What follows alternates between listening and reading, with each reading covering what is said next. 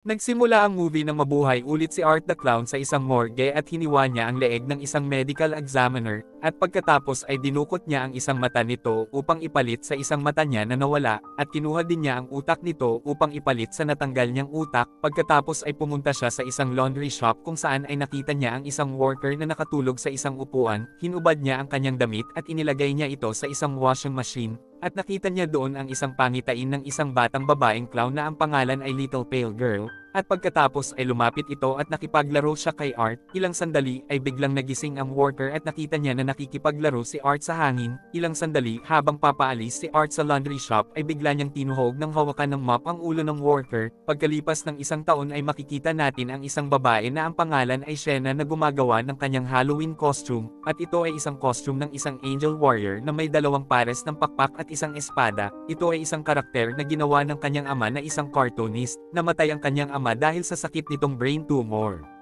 Habang naghahapunan si Shena ay sinabi niya sa kanyang ina na ang kanyang bunsong kapatid na si Jonathan ay nagpaplano na damitan ng isang sikat na serial killer na si Art the Clown, kaya't pinagbawalan ni Barbara si Jonathan na gawin iyon. Pagkatapos ng hapunan ay nakipag-usap si Shena sa kanyang ina tungkol sa kalagayan ng pag-iisip ni Jonathan at ang paghanga nito sa mga serial killer. Habang nasa kwarto ay nagre-research si Jonathan tungkol sa mga nangyaring pagpatay ni Art the Clown, samantala ay nagkaroon ng isang panaginip si Shena kung saan ay nasa isang shooting siya ng isang commercial para sa isang clown cafe na pag-aari ni Art the Clown. Pagkatapos ay binigyan ni Art ng mga candy ang mga tao doon, at ang ibinigay niya kay Shena ay isang kahon na may laman na tumitibok na puso na puno ng mga uod. Pagkatapos ay pinagbabaril ni Art ang lahat ng mga actor doon at sinunog ng flamethrower ang iba pang mga guest. At nang magising si Shena ay nakita niya na nasusunog na ang kanyang kwarto, kaya't agad siyang nagtatakbo palabas upang humingi ng tulong sa kanyang ina na si Barbara. Pagkatapos ay pinagalitan siya nito dahil nagsindi siya ng kandila bago matulog. Pagkaalis ng kanyang ina ay bumalik na siya sa kanyang kwarto kung saan ay nakita niya na hindi man lang nasunog ang espada na ibinigay sa kanya ng kanyang ama.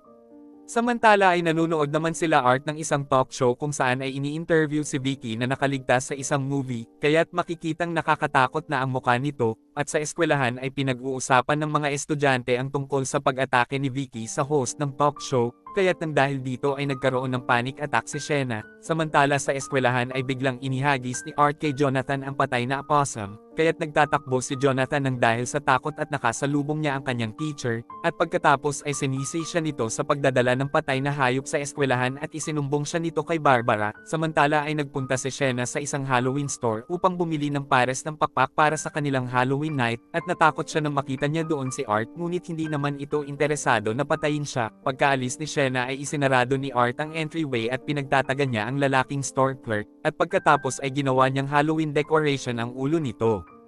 At sa bahay ay inamin ni Jonathan kay Shena na si Art ang naghagis sa kanya ng patay na opossum, ngunit hindi naniwala si Shena kay Jonathan kahit na nakita din niya mismo si Art kanina sa Halloween store. Tinanong niya si Jonathan kung bakit nahuhumaling ito kay Art the Clown, kaya't inamin ni Jonathan na mayroon siyang sketchbook ng kanilang ama, at nakita ni Shena na may sketch out scene si Art, at hawak ng isang warrior angel ang putol na ulo ng demonyong clown. At pagkatapos ay sinabi ni Shena sa kanilang ina na naniniwala siya na hindi si Jonathan ang nagdala ng patay na opossum sa eskwelahan, at ilang sandali ay isinuot na ni Shena ang kanyang costume na angel warrior, at sa sala ay sinabi ni Barbara na masyadong revealing ang kanyang outfit. Pagkatapos ay nagpunta na si Shena sa club upang makipagkita kila Brooke at Ellie, samantala ay nagpapamigay naman si Ali ng mga trick or treat candy habang wala ang kanyang mga magulang. Pagkatapos ay dumating si Art at nanghingi ng mga candy kay Ali, at nangako na aalis na siya kapag binigyan siya ng mga candy, kaya't binigyan siya ni Ali. Sa kabila ng kanyang pangako ay pinasok at pinaghihiwa niya si Ali, at nagsisigaw ang ina ni Ali nang makita nitong pinatay ni Art ang kanyang anak. Pagkatapos ay ginawang lalagyan ng mga candy ni Art ang pinutol na ulo ng ina ni Ali.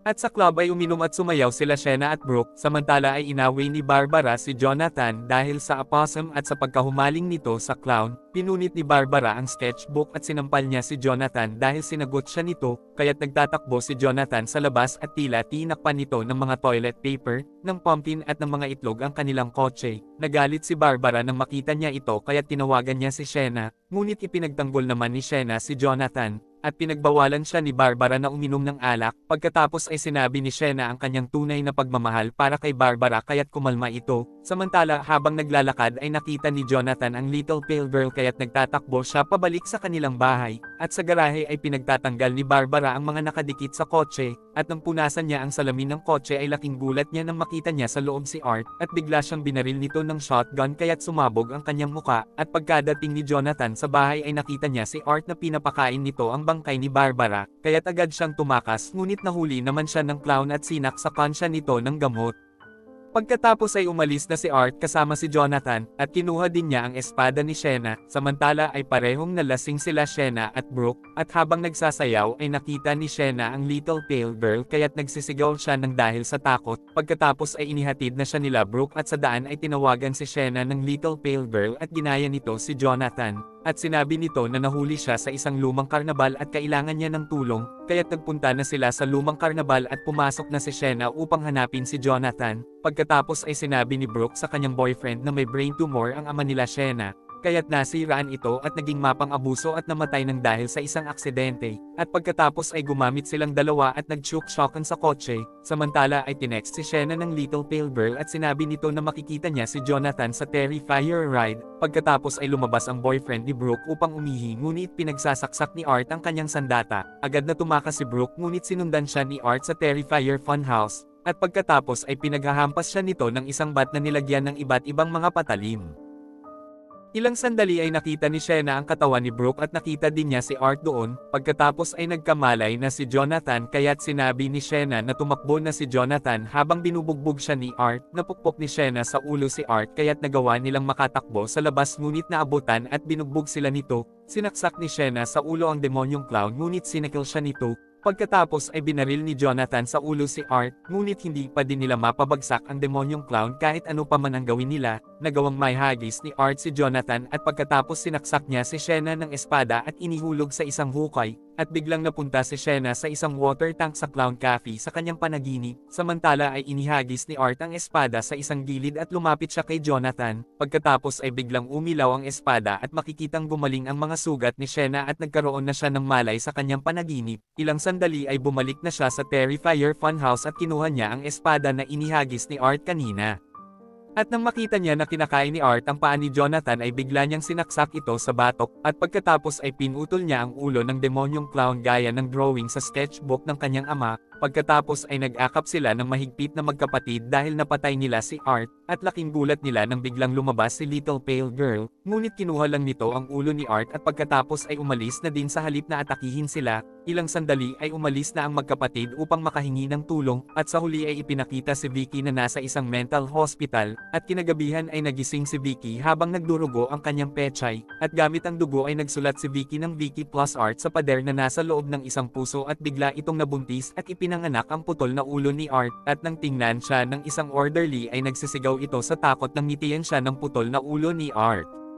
At dito na po nagtatapos ang ating movie. Mag-subscribe ka na po Lods para sa magagandang mga movie na katulad nito. Maraming salamat po sa iyong panunood at pagsuporta. Ingat po palagi Lods. God bless.